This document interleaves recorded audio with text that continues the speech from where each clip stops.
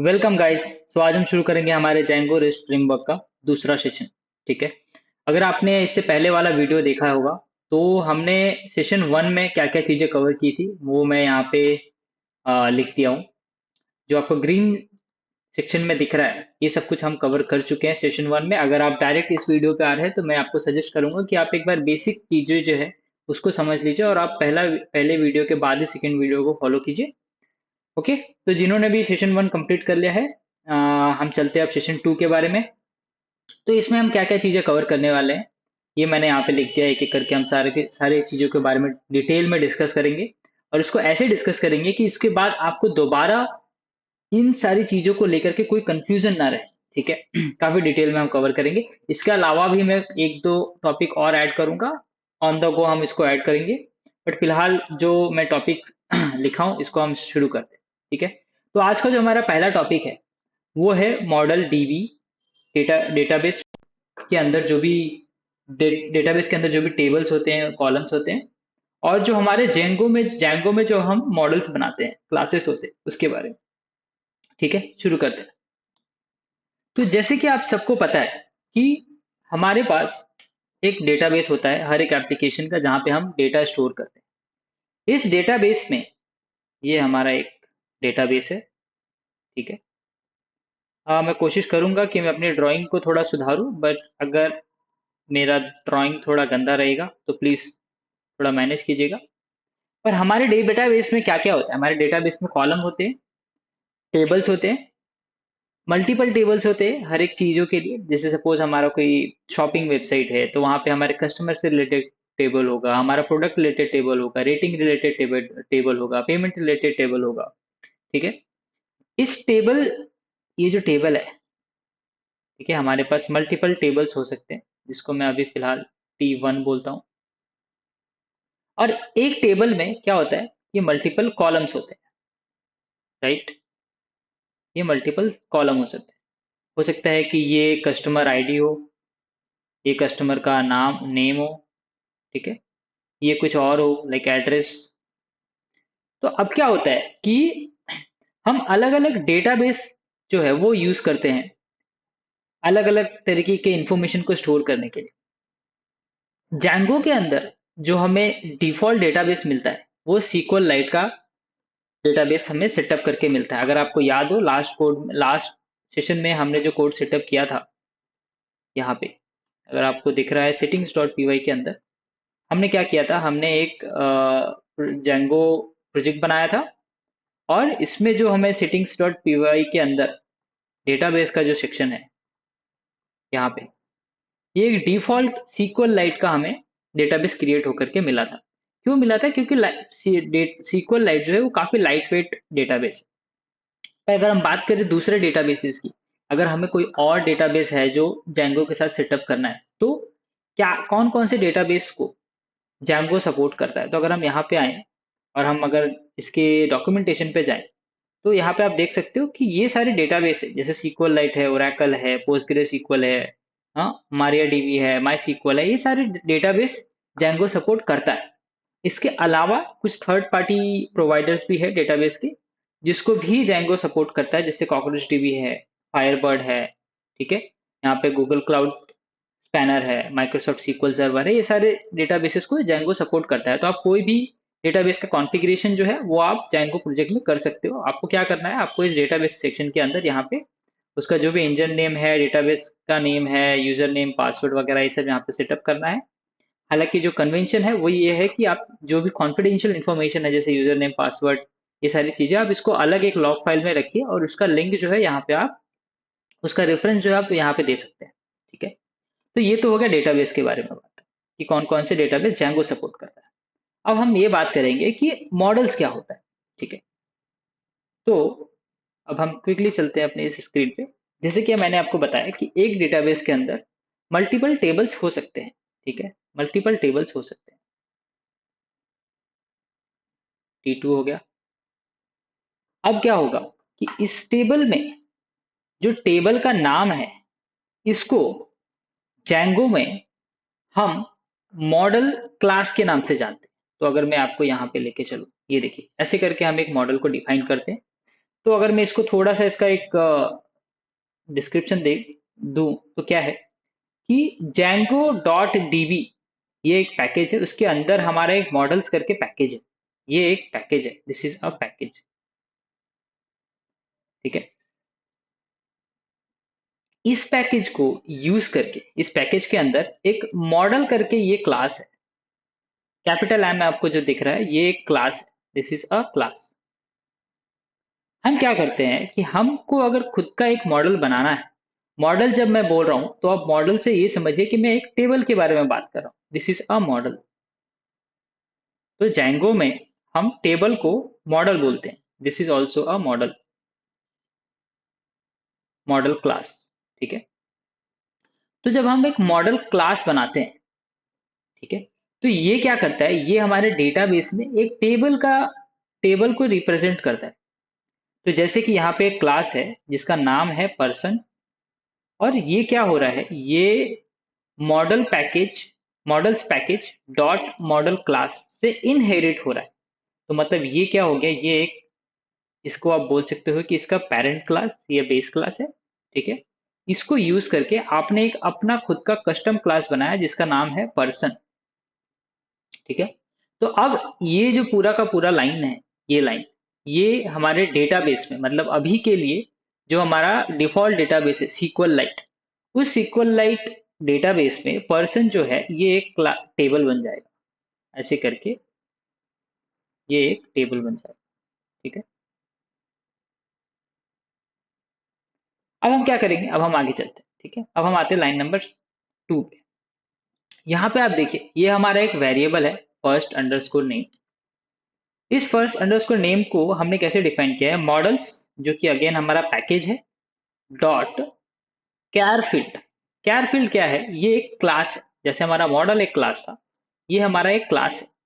तो अब ये जो कैरफील्ड है, ये क्या करता है, ये हमारा एक कॉलम क्रिएट करके देता है इस टेबल के अंदर, इस टेबल के अंदर।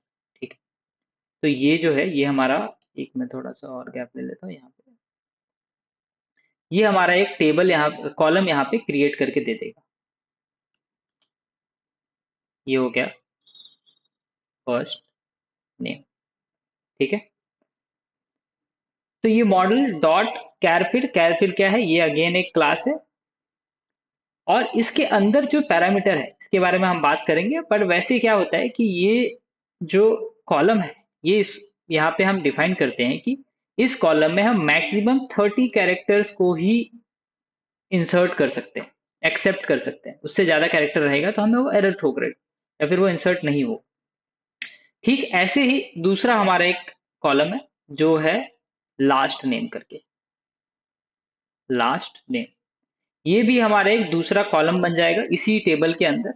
और इसको भी हमने क्या किया है, कैर फील्ड जो क्लास है यहाँ से, इसके हेल्प से हमने इसको क्रिएट किया। अब अगर मैं आपको इसके डॉक्यूमेंटेशन पे लेकर के चलूँ, यहाँ पे आप देख पा रहे हो कि जैंगो का जो मॉडल्स का डॉक्यूमेंटेशन है, यहाँ पे हम क्या करते हैं, हमने ये इंपोर्ट किया है और ये क्लास हमने एक क्रिएट किया मॉडल क्लास, और इसके अंदर हमने दो कॉलम बनाए हैं।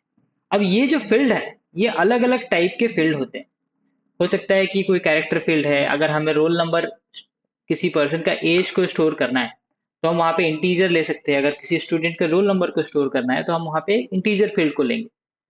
इसी तरह अगर हमें कोई वैल्यू को परसेंटेज में या फिर डेसिमल में स्टोर करना है तो हम वहाँ पे फ्लोट वैल्यू ले सकते हैं। ठीक है। तो आई होप आपको ये समझ में आ।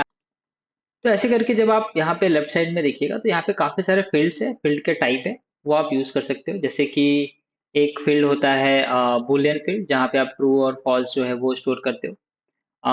कुछ फील्ड होते हैं जो चूज करने के लिए होते हैं, मल्टीपल चूज, जैसे एक ड्रॉप डाउन होता है, उस तरीके के फील्ड्स को आप क्रिएट कर सकते हो।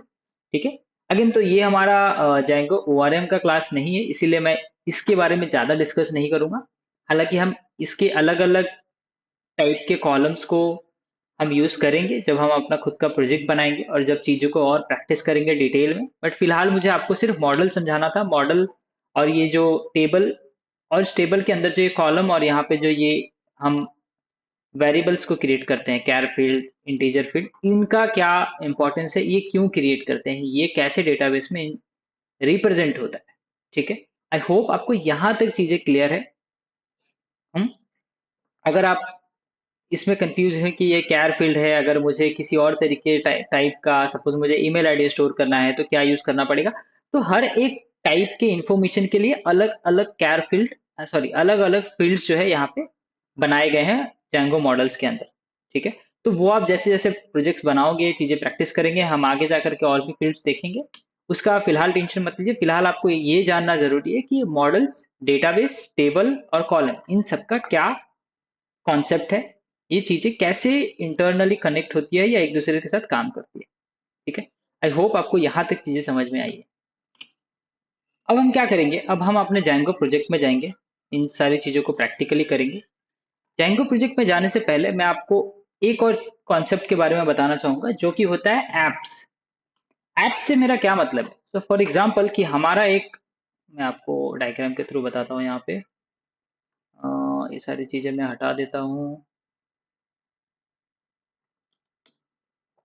ठीक है। तो फॉर एग्जाम्पल कि हमारा एक शॉपिंग वेबसाइट है, हमारा एक शॉपिंग वेबसाइट है amazon। amazon का हमारा एक शॉपिंग वेबसाइट है। इस, सॉरी, एक शॉपिंग वेबसाइट है या फिर एक ऐप है। इस ऐप में क्या क्या अलग अलग फीचर्स होते हैं, राइट। एक तो हमारा प्रोडक्ट होता है, प्रोडक्ट होता है।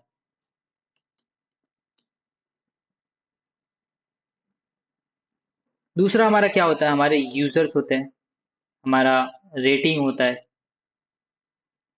हमारे पेमेंट डिटेल्स होते हैं, हमारे ऑफर्स होते हैं, हमारे बैंक के डिटेल्स होते हैं। ठीक है। ऐसे करके अलग अलग जो है यहाँ पे, अ, इसको आप बोल सकते हो कि ये सारे के सारे जो है, इसको आप एक ऐप की तरह कंसीडर कर सकते हो। ऐप मतलब क्या, कि एक ही एप्लीकेशन के अंदर, एक ही प्रोजेक्ट के अंदर, ये एक अलग अलग पूरा का पूरा ऐप है। ठीक है, मतलब अलग मॉड्यूल है जिसको हम हैंडल कर रहे हैं। तो अभी क्या होगा कि अगर हमने एक प्रोजेक्ट बनाया और एक ही प्रोजेक्ट के अंदर हम ये सारी चीजों को एक साथ हैंडल कर रहे हैं, तो प्रोजेक्ट जो है वो काफी ज्यादा कंफ्यूजिंग हो जाएगा और कॉम्प्लिकेटेड हो जाएगा।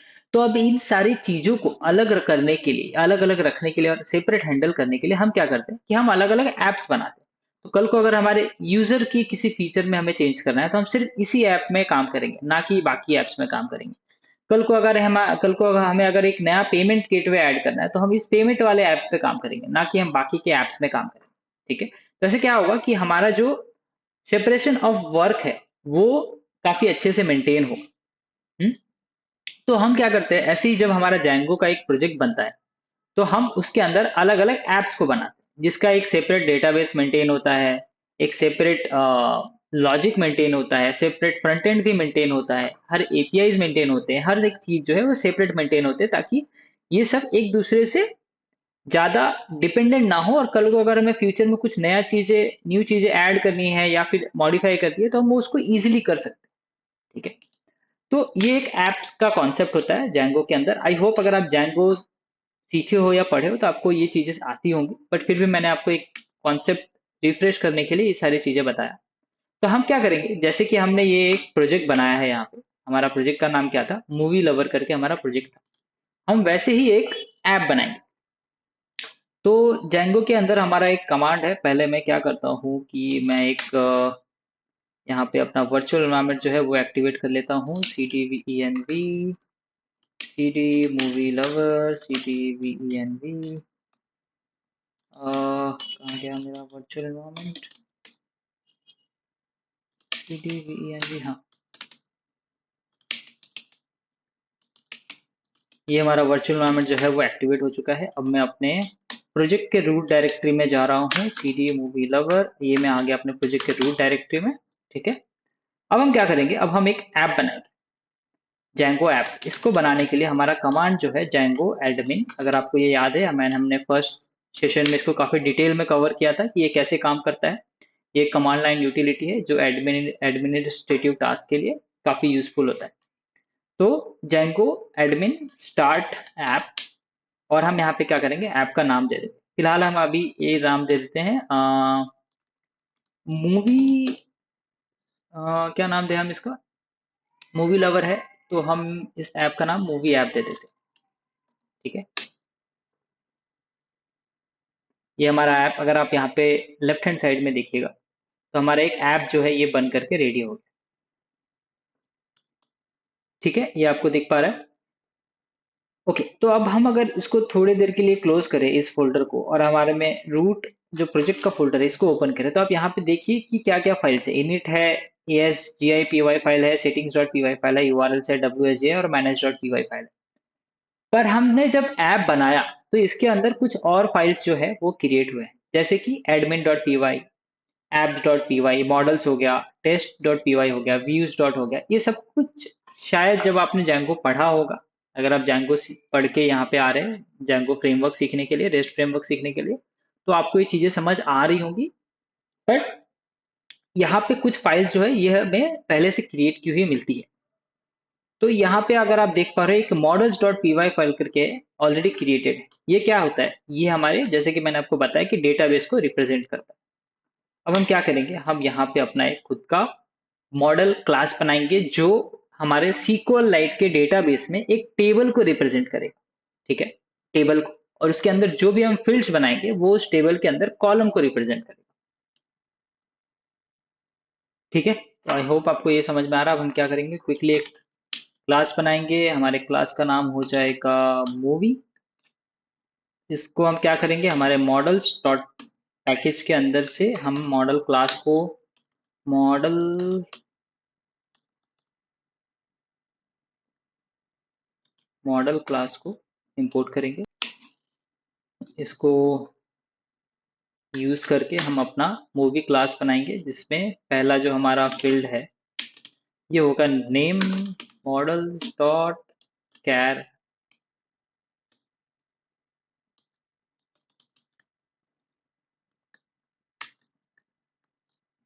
कैर फील्ड हो गया, हमारा डिस्क्रिप्शन एक कॉलम हो जाएगा।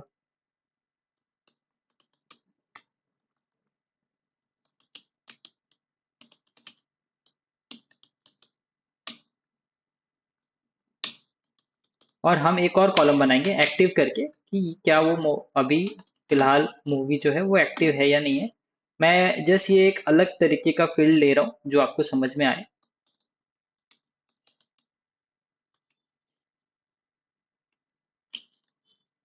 Boolean field. ठीक है, अभी क्या होता है कि इसके अंदर हम कुछ अपने खुद के पैरामीटर्स को डिफाइन कर सकते हैं। जैसे कि मैंने आपको बताया था कि हम अपना इसमें डिफाइन कर सकते हैं कि इसका मैक्स लेंथ कितना होगा, मैक्स लेंथ कितना होगा। तो फॉर एग्जांपल मैं मैक्स लेंथ फिलहाल रखता हूँ 50। इसका भी हम कुछ मैक्स चाहिए तो सेट कर सकते हैं, फिलहाल मैं इसको ऐसे ही रख रहा हूँ। ठीक है, ठीक है। अब हम क्या करेंगे कि हम एक इस क्लासेस इस क्लास का एक स्ट्रिंग रिप्रेजेंटेशन बना लेंगे। मैं आपको बताता हूँ मैं अभी ये क्या कर रहा हूँ। मुझे पता है काफी सारे लोगों को ऑलरेडी पता रहेगा ये स्ट्रिंग सेल्फ, ये सेल्फ एक्सेप्ट करेगा, डॉट नेम कर देता हूँ मैं। ओके, ठीक है। तो अभी क्या होगा कि ये जो double underscore S T R double underscore है, ये क्या करेगा जब हम इस क्लास का ऑब्जेक्ट बनाएंगे। ठीक है, तो इस क्लास का ऑब्जेक्ट जो है वो जो भी नाम रहेगा उस ऑब्जेक्ट का जो नाम रहेगा, जैसे हमने कोई मूवी, आ, इस ये मूवी एक करके क्लास का ऑब्जेक्ट बनाया और उसका नाम है एक्स वाई जेड, तो वो जो नेम है वो हमें वो रिटर्न करेगा। ठीक है, तो बेसिकली होगा क्या कि जब हम इसका ऑब्जेक्ट बनाएंगे, एग्जाम्पल मूवी, तो ये जो डी है ये एक इसका स्ट्रिंग रिप्रेजेंटेशन जो है ये इसके थ्रू हो जाएगा। ठीक है, आई होप ये एक काफी बेसिक कॉन्सेप्ट है, कोर कॉन्सेप्ट पाइथन का, जो आप लोगों को पता होना चाहिए। तो ये अभी हमारा जो है मॉडल बन करके रेडी हो गया। अब हम क्या करेंगे, जैसे कि मैंने आपको अपने पहले सेशन में बताया था कि हम जो भी एप्स बनाते हैं, यहाँ पे जैसे हमारा मूवी अंडरस्कोर ऐप करके एक ऐप है, इसको हमें हमारे settings dot P Y project का जो setting dot P Y file होता है इसके अंदर रजिस्टर करना पड़ता है। ठीक है, तो इसको हम यहाँ पे रजिस्टर कर लेंगे मूवी अंडरस्कोर ऐप। ये हमारा ऐप जो है ये रजिस्टर हो गया। अब हम क्या करेंगे, हमारा जो ये मूवी मॉडल है, यहाँ पे मूवी मॉडल ये बन करके रेडी है। अब हम अपने इस फाइल का, इस प्रोजेक्ट का फर्स्ट माइग्रेशन फाइल रेडी करेंगे। माइग्रेशन फाइल क्या होता है कि हमने जो कुछ भी यहाँ पे क्लासेस या उसके फील्ड्स बनाए हैं, इसका एक डेटाबेस क्वेरी, ठीक है, या फिर जैसे बोल लीजिए कि सीक्वल क्वेरी जो है वो रेडी होता है, एक स्क्रिप्ट रेडी होता है, जिस स्क्रिप्ट को जैंगो एग्जीक्यूट करता है और उससे हमने जो भी डेटाबेस सेटिंग्स डॉट पी में डिफाइन किया है, ध्यान से सुनिए, हमने जो भी क्लासेस यहाँ पे बनाया है और उसके अंदर जो भी हमने फील्ड्स को क्रिएट किया है, जब हम माइग्रेशन कमांड रन करते हैं तो इसका एक माइग्रेशन फाइल क्रिएट होता है जैंगो के द्वारा, और उस माइग्रेशन फाइल को एग्जीक्यूट किया जाता है, जिससे हमारे डेटाबेस में जो भी डेटाबेस हमने यहाँ पे डिफाइन किया है, ये देखिए कहाँ गया, हाँ यहाँ पे, ये डेटाबेस में उस नाम का टेबल और कॉलम, ये सारी चीजें क्रिएट हो जाती है। इसके बाद जब भी हम उस मॉडल में या कुछ चेंजेस करते हैं या फिर कल को जाके और भी हम मॉडल्स क्रिएट करते हैं, तो वो बार बार माइग्रेशन फाइल बनाता है और उस माइग्रेशन फाइल को रन करके डेटाबेस में वो चेंजेस रिफ्लेक्ट करता है। इसीलिए ये एक रिकमेंडेशन है जैंगो टीम के तरफ से कि आप कभी भी माइग्रेशन फाइल के साथ छेड़छाड़ ना करें। क्यों? क्योंकि उसमें सारे हिस्ट्री जो है वो आपकी ट्रैक होती है कि आपने पहले एक टेबल बनाया, उसमें आपने इस पर्टिकुलर कॉलम में चेंजेस किया, उसका एक अलग माइग्रेशन फाइल बनता है। फिर आपने एक नया टेबल ऐड किया, उसको आपने रिलेशन क्रिएट किया, तो जब जब आप माइग्रेशन कमांड रन करोगे, कुछ चेंजेस करोगे, एक नया माइग्रेशन फाइल क्रिएट होगा। इसीलिए आप उसको कभी हाथ ना लगाएं, उसको कभी डिलीट ना करें, ठीक है। तो अब ये माइग्रेशन फाइल बनता कैसे, इसके लिए हम क्या करेंगे, हम जाएंगे अपने टर्मिनल पे और हम यहाँ पे अपना पहला manage.py को यूज करके पहला कमांड लिखेंगे, पाइथन manage.py मेक माइग्रेशन, ये हमारा कमांड है। और ये हम जब इंटरफेस करते हैं तो ये देखिए ये कुछ एरर बोल रहा है हमें, एक मिनट हम चेक कर लेते हैं। अच्छा, हमने जो यहाँ पे कैर फील्ड डिफाइन किया है, ये कैर फील्ड है, इसको भी हम चेंज कर देते हैं, ठीक है। आई डोंट नो, ये कुछ तो इशू था, बट हम फिर से एक बार अपना माइग्रेशन कमांड जो है रन कर रहे हैं। मेक माइग्रेशन से, sorry, system check identifier some issue, क्या इशू हो गया है, ये max length attribute must be defined as max length, एक सेकंड, मैक्स लेंथ हो गया यहाँ पे, यहाँ पे भी हम अपना एक मैक्स लेंथ दे देते हैं 200 का, ठीक है। तो मैं क्लियर कर देता हूँ just to avoid any confusion. हमने ये कमांड फिर से रन कर रहे हैं, कुछ चेंजेस ये हमें सजेस्ट कर रहा था जो हमने यहाँ पे अभी कर दिया है। और अब हम यहाँ पे रन कर रहे हैं पाइथन manage.py मेक माइग्रेशन, ये याद रखिएगा, लास्ट में एस लगाना जरूरी है। अब आप देखिए यहाँ पे एक 0001 इनिशियल डॉट पी नाम का एक फाइल जो है वो क्रिएट हो चुका है। ये कहाँ पे क्रिएट हुआ है, अगर आप यहाँ पे देखिएगा आपके ऐप के अंदर।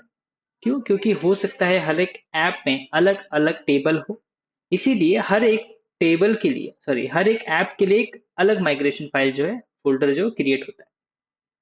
यहाँ पे आप देखिए ये एक माइग्रेशन फाइल जो ये रेडी हो चुका है। इसमें क्या अभी शो हो रहा है, इसके अंदर एक क्लास है माइग्रेशन, माइग्रेशन करके, जो इनहेरिट हो रहा है migration package dot migration class से। इसमें जो आप डिपेंडेंसीज है ये अभी फिलहाल देख लो, ये भी खाली है। और इसके अंदर जो ऑपरेशन है, यहाँ पे आपका क्या ऑपरेशन हो रहा है, ये एक क्रिएट मॉडल ऑपरेशन है, राइट। हमारा एक टेबल क्रिएट हो रहा है जिसका नाम है मूवी, और इसके अंदर ये सारे फील्ड्स है, ठीक है। बाय डिफॉल्ट जैंगो जो है एक प्राइमरी की कॉलम क्रिएट करता है आईडी, आईडी नाम से, ठीक है। ये सब जो आप देख रहे हो मॉडल्स एक पैकेज है, इसके अंदर ये एक क्लास है, ये सारी चीजें मिल करके हमारे डेटाबेस में एक टेबल क्रिएट कर देगी मूवी नाम की, ठीक है। तो ये तो अभी फिलहाल स्टेप 1 हुआ कि हमारा एक माइग्रेशन फाइल रेडी हो गया। अब इसको यूज करके जब हमें टेबल क्रिएट करना है उसके लिए जो दूसरा कमांड है वो है पाइथन manage.py migrate। ये क्या करेगा, ये हमारा कमांड डेटाबेस में, अगर आप लेफ्ट हैंड साइड में देखिए तो एक डेटाबेस db.sql नाम का sql3 नाम का एक db फाइल क्रिएट हो गया है। ठीक है, ये हमारा सारे जो टेबल थे, अगर आप मैं आपको settings.py में लेके जाऊं तो हमारे ऐप के अलावा और भी पहले से कुछ ऐप्स थे जो यहाँ पे प्री डिफाइंड आते हैं जब हम जैंगो प्रोजेक्ट को क्रिएट करते हैं। उन सब के लिए एक जो टेबल है वो क्रिएट हो चुका है। ठीक है, इसमें हमारा जो टेबल है ये देखिए, अप्लाइंग मूवी अंडरस्कोर ऐप, ये जो हमारा ऐप है वो टेबल क्रिएट हो चुका है उसके लिए। ठीक है, अब हम क्विकली क्या करेंगे, हमारे इस VS कोड के एक्सटेंशन में जाके SQLite टाइप करेंगे और यहाँ पे एक SQLite व्यूअर करके एक्सटेंशन है जिसको हम इंस्टॉल कर लेंगे। मैं मेरे VS कोड में ऑलरेडी इंस्टॉल है, इसलिए यहाँ पे अनइंस्टॉल का ऑप्शन दिख रहा है। आपके केस में अगर इंस्टॉल नहीं है तो ये इंस्टॉल आप कर लीजिए। इसको इंस्टॉल करने के बाद जो हमारा जो हमारा प्रोजेक्ट है उसमें जो ये SQLite 3 करके जो ये डेटाबेस फाइल क्रिएट हुआ है, आप इसको ओपन कर लीजिए। ठीक है, open anyway, open with SQLite viewer. जब आप इस पे ओपन कीजिएगा तो आप देख पाइएगा कि यहाँ पे सारे टेबल्स जो है ये क्रिएट हो चुके हैं। इन सारे टेबल्स के अंदर कुछ कुछ कॉलम है, जैसे आईडी, ग्रुप, परमिशन कॉलम है, यूजर के अंदर ये कुछ कॉलम्स क्रिएट है। ये सब कुछ हम आगे जाके डिस्कस करेंगे, बट फिलहाल हमारे काम की जो टेबल है वो है ये movie underscore app underscore movie. तो ये नेम जो है टेबल का ये ऐसे क्यों आया, तो क्या होता है कि हो सकता है कि आपके अलग अलग ऐप के अंदर सेम नाम के टेबल हो, और इस चीज को आइडेंटिफाई करने के लिए और इस चीज को समझने के लिए, ठीक है, जैंगो क्या करता है कि जो भी आपका ऐप का नाम है, तो जैसे हमारे केस में मूवी अंडरस्कोर ऐप, ये जो है ये इस ऐप का नाम है और उसके अंदर हमने एक मॉडल क्लास बनाया है जिस मॉडल क्लास का नाम है मूवी। तो ये उस नाम से हमारे ऐप का नाम अंडरस्कोर क्लास का नाम, ठीक है, उस नाम से हमारे डेटाबेस में एक टेबल क्रिएट कर देता है। अब अगर मैं इसको ओपन करूं तो यहाँ पे आप देखिए ये 4 कॉलम्स जो है ये क्रिएट हो चुके हैं, आईडी, नेम, डिस्क्रिप्शन और ये एक्टिव। इसमें से आईडी जो है, जैसे कि मैंने आपको बताया कि जैंगो बाय डिफॉल्ट एक आईडी प्राइमरी की नाम का क्रिएट करके देता है हमें, जिसको हम आगे यूज करेंगे। ठीक है, तो ये आपको आई होप कि समझ में आया है कि मॉडल्स क्या होता है, डेटाबेस क्या होता है, कॉलम फील्ड, इन सब का क्या कॉन्सेप्ट है, कैसे हम मॉडल क्रिएट करते हैं, क्या कमांड हम रन करते हैं। ठीक है, क्या क्या फाइल्स है जो माइग्रेशन फाइल, क्या क्या चीजें हैं जो माइग्रेशन फाइल के अंदर होती है। ठीक है, आई होप कि यहाँ तक आपको चीजें क्लियर है और समझ आ रही है। प्लीज अगर आपको कोई टॉपिक नहीं समझ में आ रहा है तो आप प्लीज वीडियो को थोड़ा सा पीछे जाके वापस से देखिए, चीजें समझ आएगी। इसके बाद भी अगर नहीं आ रहा है तो आप मुझे कमेंट सेक्शन में बताइए, मैं इस चीज को वापस से अच्छे डिटेल में एक्सप्लेन कर दूंगा। अब हम क्या करेंगे, जैसे कि आप सबको पता है या फिर मैंने हमारे सेशन 1 में भी बताया था कि जैंगो जो है एक एडमिन पैनल हमें प्रोवाइड करता है। जैंगो की ये एक खासियत है या एक फीचर है, ठीक है, जिसमें हम एक सुपर यूजर बना सकते हैं। पूरा का पूरा एक एडमिनिस्ट्रेटिव जो भी चीजें हैं एडमिन के द्वारा, वो सारी चीजें हम कर सकते हैं। इसके लिए हमें क्या करना पड़ेगा, जो हमारा नेक्स्ट टॉपिक है इसके ऊपर ही है, जैंगो सुपर यूजर। हम एक सुपर यूजर क्रिएट करेंगे। ठीक है, यहाँ पे हम Python manage.py create super user, ठीक है, ये हमारा एक सुपर यूजर क्रिएट कर देगा। तो ये हमसे यूजर नेम पूछ रहा है, मैं यहाँ पे यूजर नेम दे देता हूँ एडमिन, ईमेल आईडी में दे देता हूँ admin@gmail.com, पासवर्ड में दे देता हूँ, इसके बाद ये यस करता हूँ मैं। ठीक है, तो अभी हमारा एक सुपर यूजर क्रिएट हो चुका है।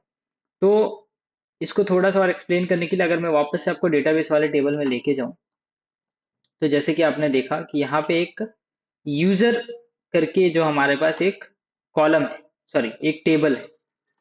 ठीक है, इसके अंदर जो है ये सारी चीजें हम क्रिएट करते हैं या क्रिएट हो जाती है। तो बाय डिफॉल्ट जो एक जैंगो का जो इनबिल्ड यूजर मॉड्यूल है, वहां से हम इन सारी चीजों को सुपर यूजर क्रिएट कर सकते हैं। अब हम क्या करेंगे, हम अपने जैंगो प्रोजेक्ट को रन करेंगे। Python -py run server.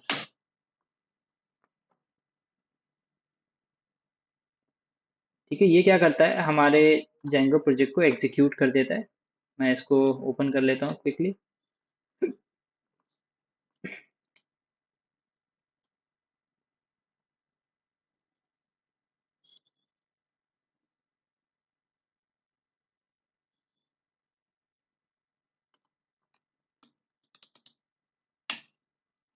ठीक है, तो अभी ये हमारा एडमिन पेज आ चुका है। अब हम यहाँ पे लॉगिन कर लेंगे। जैसे ही हम ये लॉगिन करेंगे, अभी आपको दिख रहा है कि यहाँ पे ग्रुप्स और यूजर, ये दो कॉलम है, सॉरी दो टेबल है जो आपको यहाँ पे दिख रहा है। इसमें एक वैल्यू है जो हमने क्रिएट किया एडमिन करके, राइट। अभी हमारा मूवी वाला जो ऐप है, ठीक है, मूवी ऐप, उसके अंदर जो हमने टेबल क्रिएट किया था मूवी करके, वो यहाँ पे नहीं दिख रहा है, राइट। तो ये क्यों नहीं दिख रहा है, क्योंकि हमने उस क्लास को, इस मॉडल क्लास को, इसको हमने रजिस्टर तो कर लिया है पर यहाँ पे नहीं डिफाइन किया है। तो अगर मैं आपको लेके चलूँ हमारे इस admin डॉट py वाले सेक्शन में, ठीक है, इसको हमने इंस्टॉल ऐप में तो मेंशन कर दिया, पर यहाँ पे जो है ये नहीं मेंशन किया है, जिसकी वजह से हमें वो नहीं दिख रहा है। तो इसको हमें रजिस्टर करना पड़ेगा, admin dot site dot register. हम यहाँ पे पहले इंपोर्ट कर लेते हैं फ्रॉम मॉडल इंपोर्ट मूवी। ठीक है, ये जो है हमने रजिस्टर कर लिया। अब हम क्या करेंगे, इसको एक बार रिफ्रेश करेंगे, मेक श्योर कि हमारा ओके। ये क्या एरर आ रहा है, नो मॉड्यूल नेम मॉडल्स, कहाँ पे आया है ये, एडमिन डॉट पी के अंदर। ओके ओके, हमने इसको इंपोर्ट नहीं किया ठीक से। हम क्या करते हैं, movie movie underscore app dot models से हम जो है इसको इंपोर्ट कर लेते हैं। और अब हम चेक करते हैं, यस, ये एरर नहीं आ रहा है अब। और अब यहाँ पे आप देखिए, हमें हमारा जो मूवी ऐप है उसके अंदर में एक हमें टेबल दिख रहा है मूवीज करके, राइट। और यहाँ पे हम क्या करेंगे, यहाँ पे हम कुछ एंट्रीज करेंगे। जैसे मैं यहाँ पे ऐड एंट्री करता हूँ, मैं यहाँ पे नाम डाल देता हूँ मूवी का। अभी एक फिलहाल जो एक काफी फेमस हुआ है मूवी, उसका हम नाम डालते हैं हिस्ट्री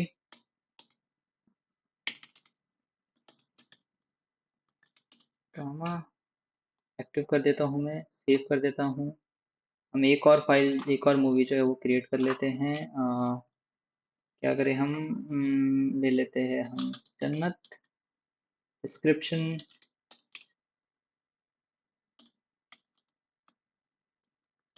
क्रिकेट ट्रेलर। ठीक है, इसको भी हम एक्टिव करते हैं और सेव कर लेते हैं। ओके, अभी हमने दो डेटा जो है यहाँ पे क्रिएट कर लिया है। अब हम क्या करेंगे, एक बार हम चलते हैं अपने डेटाबेस फाइल में। इसको हम ओपन करते हैं यहाँ पे।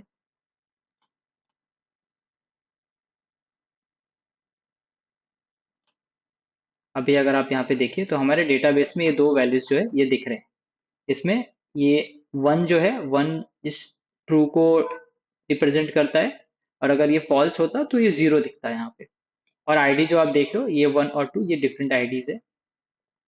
और यहाँ पे हमारा नाम है और ये डिस्क्रिप्शन। ठीक है, तो अभी हमने हमारे डेटाबेस में दो वैल्यूज की एंट्री कर ली है, जो हमें दिख रहा है। आई होप कि आपको यहाँ तक चीजें समझ आई है। अब हम क्या करेंगे, अब हम चलते हैं अपने व्यूज में। ये एडमिन का हमारा काम हो गया, मैं इसको क्लोज कर देता हूँ, सेटिंग्स डॉट पी क्लोज करता हूँ। अब हमें हमारा एक व्यूज डॉट पी है। अगर आपने सेशन वन वाला वीडियो देखा है तो हमने उसमें डिस्कस किया था कि जो भी बिजनेस लॉजिक है उसे हम यहाँ पे हैंडल करते हैं। तो फिलहाल के लिए हम क्या करेंगे, यहाँ पे हमें एक इंपोर्ट पहले से मिलता है। हम क्या करेंगे, हम एक फंक्शन लिखते हैं, नॉर्मल फंक्शन। एक नॉर्मल फंक्शन लिखते हैं जिसको हम नाम देते हैं गेट मूवीज। ये हमें क्या करेगा, हमें सारे मूवीज को डिटेल्स जो है ये ला करके दे देगा। ठीक है, ये फंक्शन बाय डिफॉल्ट जो है ये एक रिक्वेस्ट पैरामीटर को एक्सेप्ट करेगा। अब हम यहाँ पे क्या करेंगे, यहाँ पे हम एक क्वेरी सेट लिखेंगे, movies is equal to movies, हमारे मॉडल का नाम जिसको हम पहले इंपोर्ट करेंगे यहाँ पे, from movie app import my movie model which is a class. अब हम इसको यहाँ पे यूज कर रहे हैं movie dot object dot all.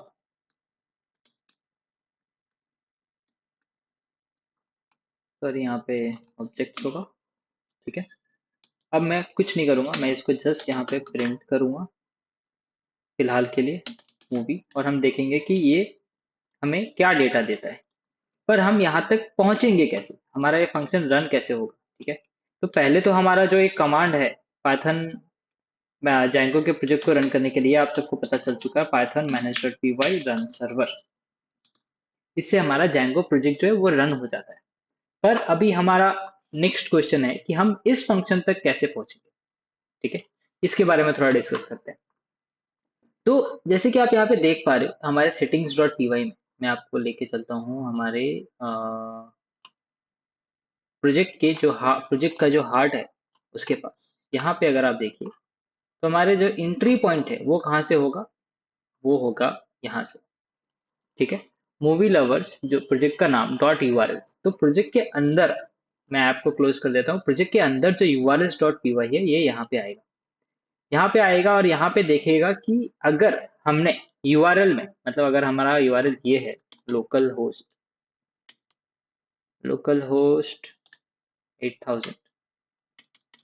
ठीक है, और अगर हमारा यूआरएल ये है एडमिन 8000 के बाद, तो ये क्या करेगा, ये यहाँ पे चला जाएगा और ये इस पर्टिकुलर जो हमारा यूआरएल है यहाँ पे रीडायरेक्ट हो जाएगा। पर अगर हमें इस मूवी के अंदर पहुंचना है तो हम क्या कर सकते हैं, हम अपना एक खुद का यूआरएल यहाँ पे लिख सकते हैं। हम इसको बोलेंगे कि भाई अगर कोई भी आता है और वो मूवी करके टाइप करता है यूआरएल में, मतलब यहाँ पे कोई मूवी लिखता है, तो तुम क्या करो कि तुम उसको लेके जाओ और यहाँ पे Django डॉट यूआरएल के अंदर एक और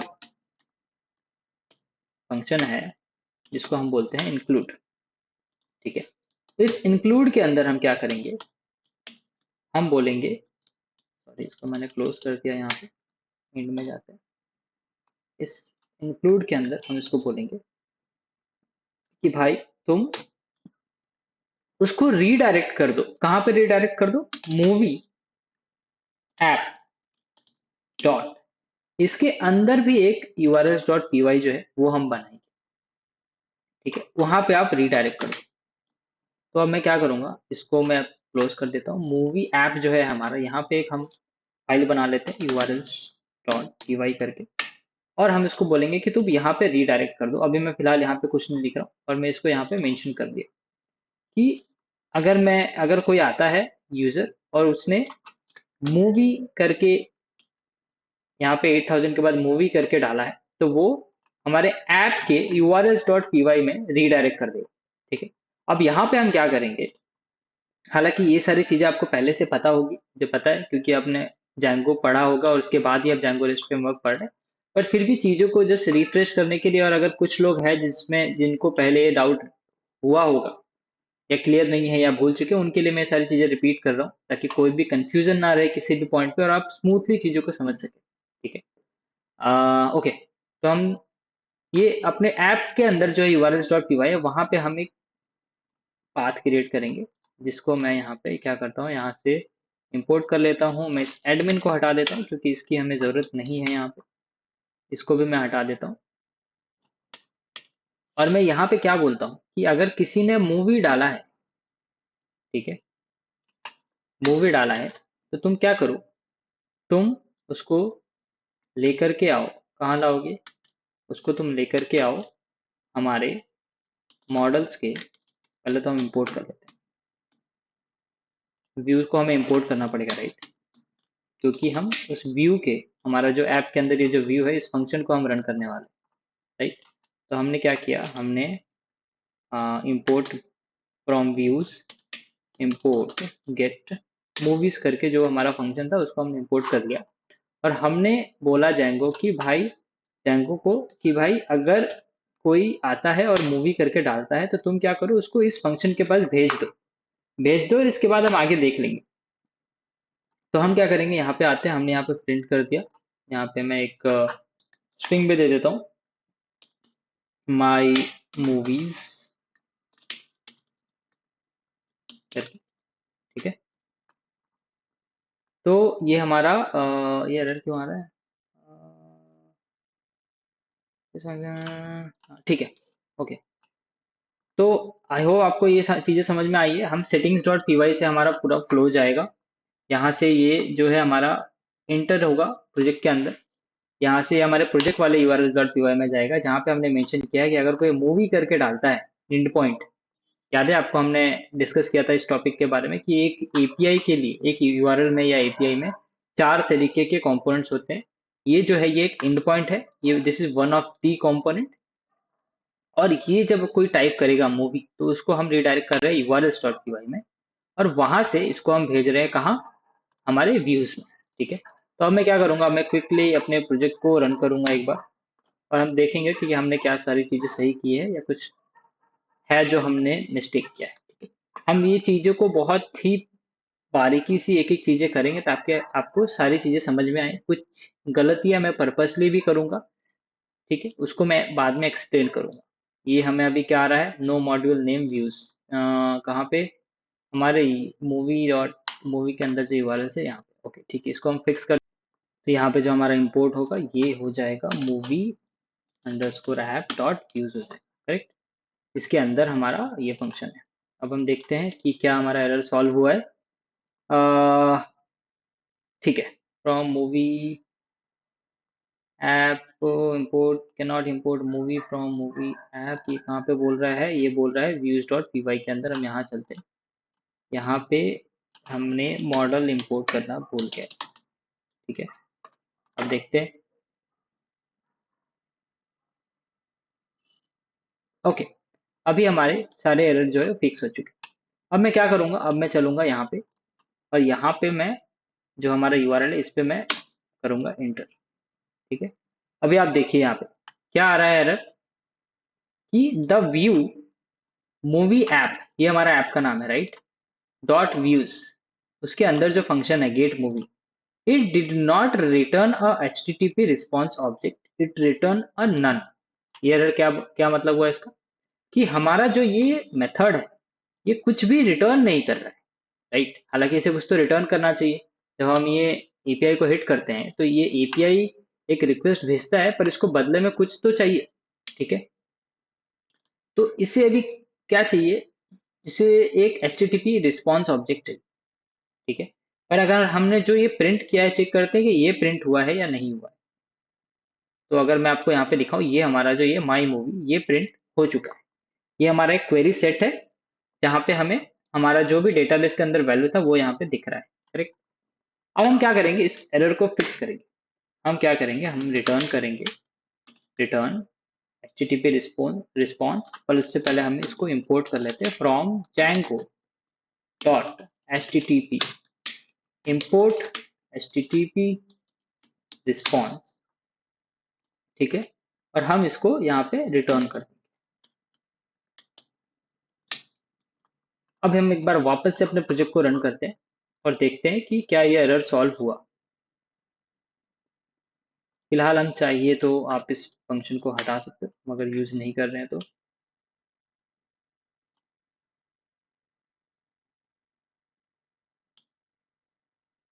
हमारा अभी फंक्शन जो है रन नहीं हुआ है, ठीक है।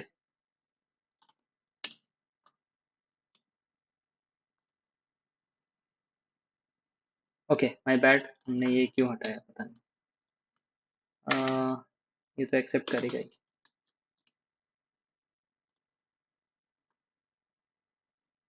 हम्म, ये हमारा प्रोजेक्ट रन हो रहा है। ओके, ये रन हो गया। अब हम यहाँ पे ट्रिगर करते हैं और ये देखिए अब हमें क्या आया। अब हमें एक नया एरर आ रहा है, क्या? Too many values to unpack.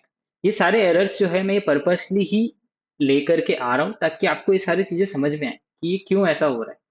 तब जाकर के जब आप ये सारी चीजें समझेंगे तब जाकर के आपको ये क्लियर होगा कि हम data Django rest framework DRF क्यों यूज करेंगे, उससे क्या क्या प्रॉब्लम सॉल्व होगी। पर अगर हम नहीं यूज करेंगे तो उससे क्या क्या तकलीफ है, ठीक है, वो देखना जरूरी है। तभी हमें उसके बेनिफिट समझ में आएंगे और हमें समझ में आएगा कि हमें क्यों यूज करना चाहिए।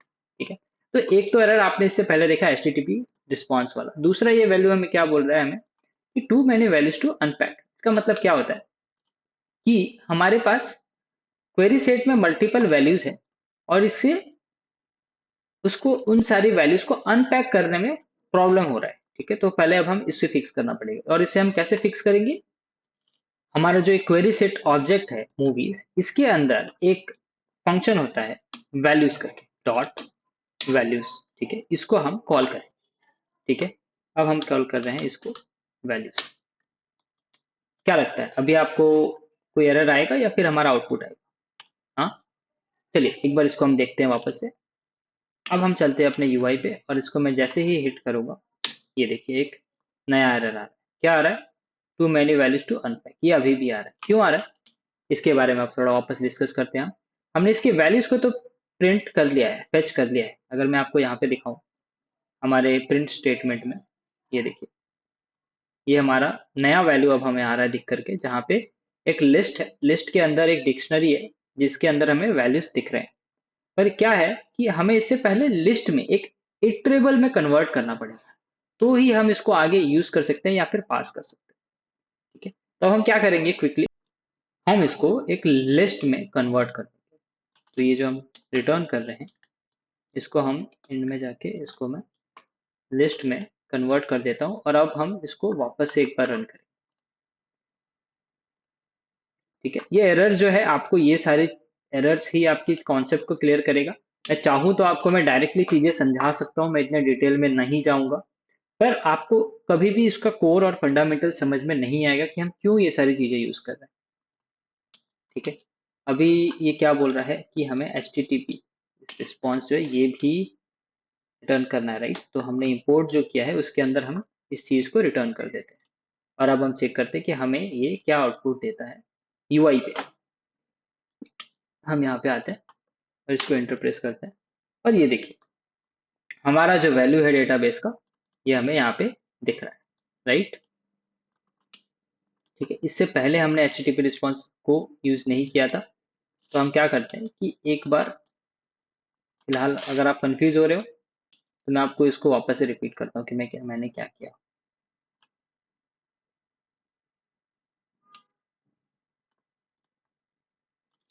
कंफ्यूज नहीं होना है आपको, अब जस्ट 2 मिनट दीजिए, मैं आपको सारी चीजें अच्छे से क्लियर कर देता हूँ कि हमने यहाँ पे अभी क्या कर रहे हैं।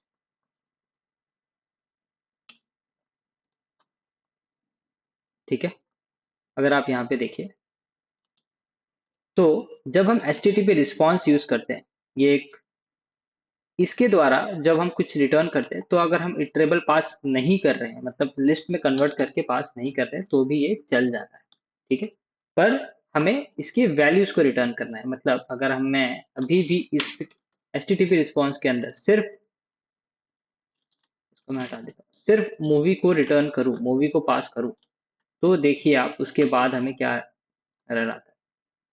ठीक है, हमें सिर्फ इसका जो ऑब्जेक्ट है यही रिटर्न में आता है, करेक्ट? और अगर हमें पूरा का पूरा वैल्यू चाहिए तो हमें क्या करना पड़ेगा, यहाँ पे वैल्यूज को रिटर्न करना पड़ेगा। ठीक है, पर it should be a H T T P response, आप डायरेक्टली रिटर्न नहीं कर सकते हो।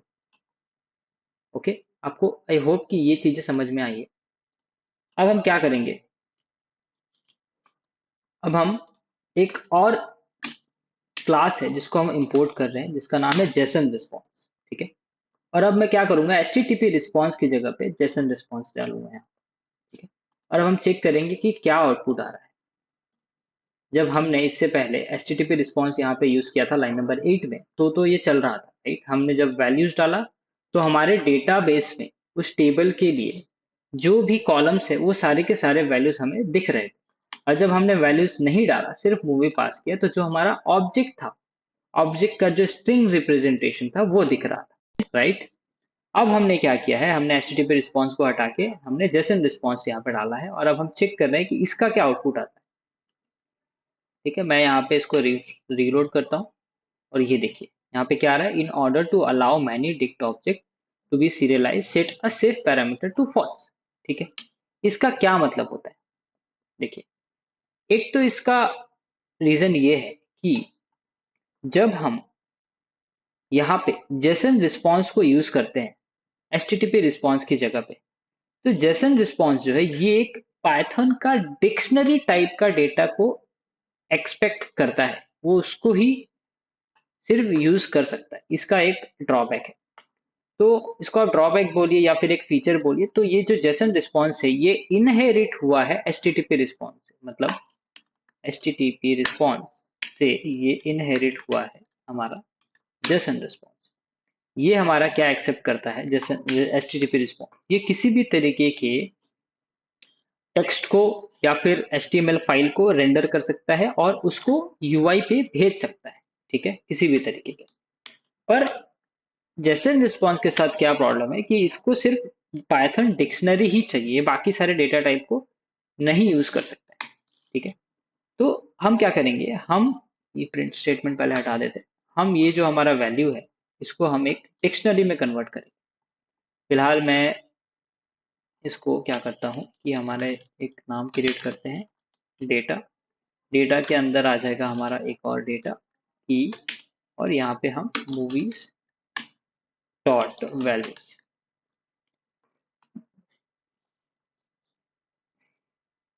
अब हम यहाँ पे इस डेटा को पास करेंगे जो कि हमारा एक डिक्शनरी। अब हम चेक करते हैं कि क्या हमें आउटपुट आता है। हमने क्या किया यहाँ पे, हमने यहाँ पे इसको रन किया, पर अभी भी हमें आउटपुट जो है वो नहीं आ रहा है। क्यों नहीं आ रहा है इसके बारे में आप थोड़ा डिस्कस। तो इस केस में अगर आप थोड़ा डिटेल में इस एरर को पढ़िएगा, ठीक है, एरर क्या बोलता है, object of type query set. Query set क्या है हमारा, ये हमारा क्वेरी सेट है, राइट, मूवी।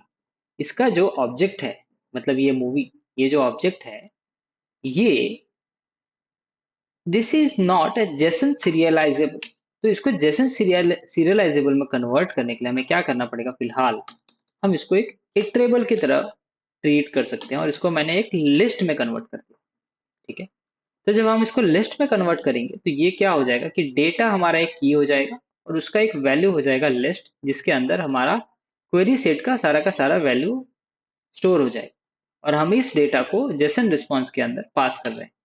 अब हम इसको जब रीलोड करते हैं तो ये देखिए, ये हमारा डेटा यहाँ पे आ चुका है। ये क्या है, ये एक जेसन रिस्पॉन्स है। ठीक है, तो फॉर एग्जाम्पल जैसे कि हमारा पाइथन डिक्शनरी होता है, वैसे सेम जो फॉर्मेट है उसी फॉर्मेट में हमें जेसन भी दिखता है। सिर्फ इसमें जो है, ये जो कॉमा है ये डबल कॉमा यूज होते हैं। ठीक है, और यहाँ पे ट्रू और फॉल्स जो है, इसका जो इनिशियल वैल्यू है ये टी या फिर एफ, ये जो है ये स्मॉल में होता है। ये मैं सिर्फ एक आपको डिफरेंस बता रहा हूँ, अगर आपको जानना है कि ये डेटा डिक्शनरी है या जेसन है, तो आप इससे एक आइडेंटिफिकेशन, इसको एक आइडेंटिफिकेशन की तरह यूज कर सकते हैं। तो अभी एक बार हम क्विकली रिफ्रेश करते हैं कि हमने क्या क्या किया यहाँ पे, just to avoid any confusion. हमने पहले HTTP रिस्पॉन्स यूज किया। ठीक है, HTTP रिस्पॉन्स क्या करता है, ये एक टेक्स्ट ले सकता है, ये कोई HTML फाइल ले सकता है, या फिर कोई भी डेटा ले सकता है और उसको UI पे भेज सकता है। ठीक है, और उसको हम यूज कर सकते हैं। वहीं अगर हम बात करें जेसन रिस्पॉन्स से, तो ये इनहेरिट हुआ है कहाँ से, ये HTTP रिस्पॉन्स से इनहेरिट हुआ है, और ये सिर्फ और सिर्फ पाइथन डिक्शनरी डेटा टाइप जो है वो लेता है, और वो भी इटरेबल होना चाहिए, जेसन सीरियलाइजेबल। ठीक है, जो हमने यहाँ पे लिस्ट में कन्वर्ट करके इसको एक सीरियलाइजेबल की तरह ट्रीट कर रहे हैं, और हम इस डिक्शनरी को यहाँ पे ऐसा डेटा पास कर रहे हैं जो हमें UI पे दिख रहा है। ठीक है, आई होप कि आपको ये दो चीजें क्लियर हुई है। इस दोनों में काफी ज्यादा कंफ्यूजन होता है लोगों को, HTTP रिस्पॉन्स हम रिटर्न करें या जेसन रिस्पॉन्स हम रिटर्न करें। ठीक है, आई होप कि आपको ये यहाँ तक क्लियर है। कोई डाउट है तो आप प्लीज इस वीडियो को वापस से थोड़ा सा पीछे करके वापस देख लीजिए, आपको चीजें समझ में आ जाएंगी।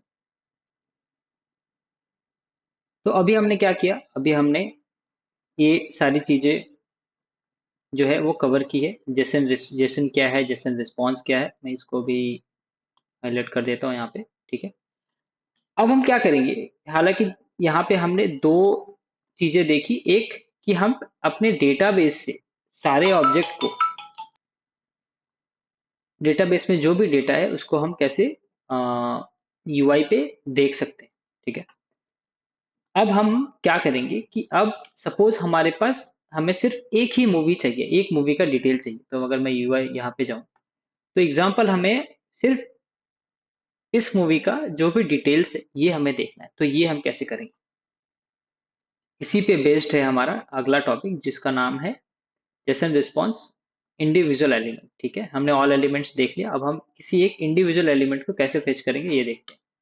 अब हम क्या करेंगे, यहाँ पे क्विकली एक फंक्शन लिखेंगे, गेट मूवी डिटेल। ये हमारा एक रिक्वेस्ट है जो एक्सेप्ट करेगा, और हम यहाँ पे क्या करेंगे, मूवी डिटेल एक ले रहा हूँ। अगेन आप यहाँ पे कोई भी नाम ले सकते हो, फंक्शन का नाम और इसका नाम सेम है, तो ये नाम अवॉइड करने के लिए मैं इसको सिर्फ मूवी रख रहा हूँ। और मैं यहाँ पे एक क्वेरी सेट लिखूंगा, movie dot object dot gate.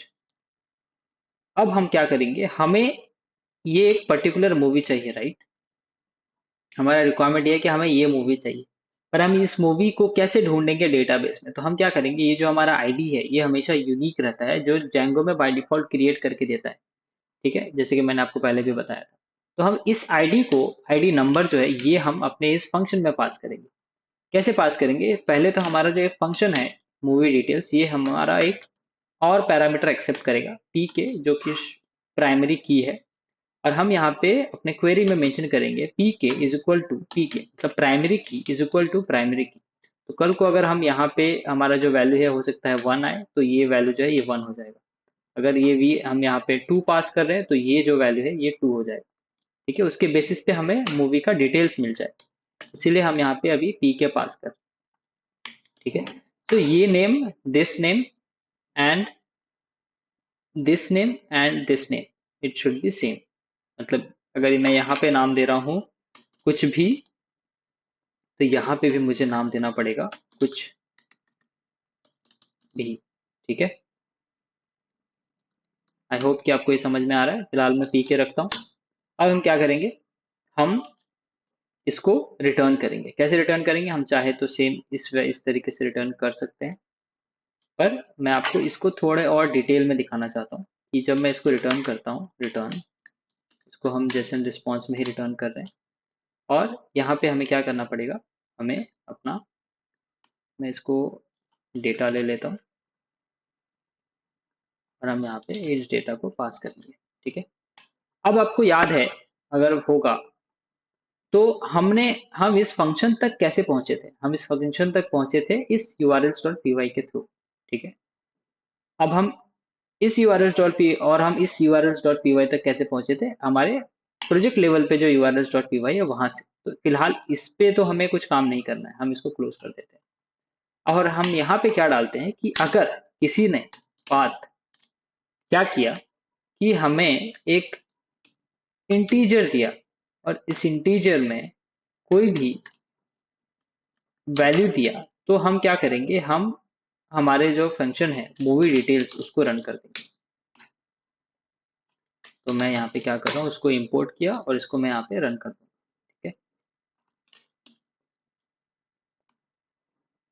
हम्म,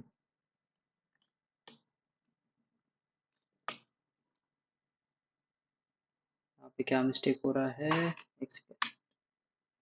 हमारा जो ये पी के है ये कोर्स के अंदर आएगा। ठीक है, तो अब हम क्या करेंगे, जैसे ही हम कोई आईडी यहाँ पे पास करेंगे मूवी के बाद, ठीक है, तो वो हमारे इस आईडी के बेसिस पे हमें क्वेरी सेट हमारा क्वेरी सेट रन करेगा और हमें ये मूवी रिटर्न कर देगा। तो अब मैं क्या करता हूँ, मैं यहाँ पे क्विकली जाता हूँ, पहले देखता हूँ अपना प्रोजेक्ट हमारा रन हो रहा है कि नहीं हो रहा है। मैं यहाँ पे आऊँगा, यहाँ पे मैं 1 लिखूंगा और यहाँ पे इंटर प्रेस करूंगा। तो ये देखिए क्या आया है यहाँ पे, in order to allow non dict object to be serialize set a safe parameter to false. ठीक है, इसको हम कैसे फिक्स कर सकते हैं ये देखते हैं। पहले तो मैं इसको प्रिंट करता हूँ और आपको मैं दिखाता हूँ कि हमारे पास क्या डेटा है। ठीक है, ये मूवी डेटा डिटेल जो है,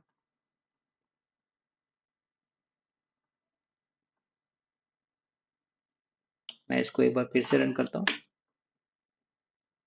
और ये देखिए अभी हमें यहाँ पे डेटा प्रिंट होकर के आ जाएगा। हम्म,